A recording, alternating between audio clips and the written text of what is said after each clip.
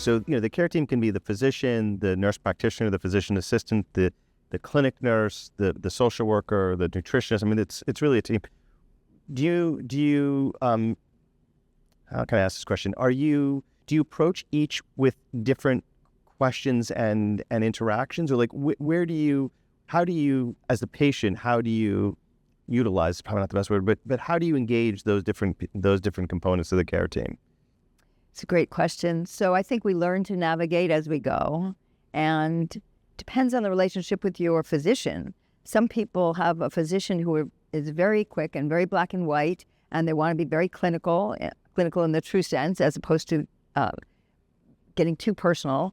And if that's the case, there's often a PA, a physician's assistant, who tends to bring that conversation down a notch and be a little more personal. And in my experience, it's often the PA that recommends you see a social worker or a psychologist, psychiatrist, whatever the case may be.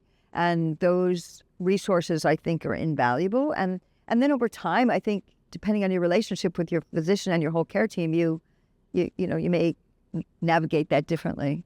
I was going to say, I think the NP, PA, the mid-level practitioners are sort of the unsung hero a lot of times, because it is those men and women that often make that connection with the patient, where the patient may feel more comfortable to disclose symptomatology or concerns or worries that they may not always either have the time or comfort level to do with the physician. So sometimes my PA, NP, RN that engages the patient will learn more than I will and help me better take care of the patient. So it's a valuable interaction.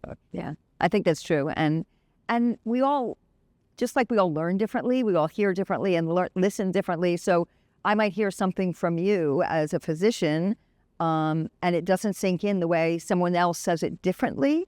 And then it does sink in, or it brings up more questions and then more answers, which is how, of course, we all learn. So different points of view and different styles of communication, I think, are really valuable.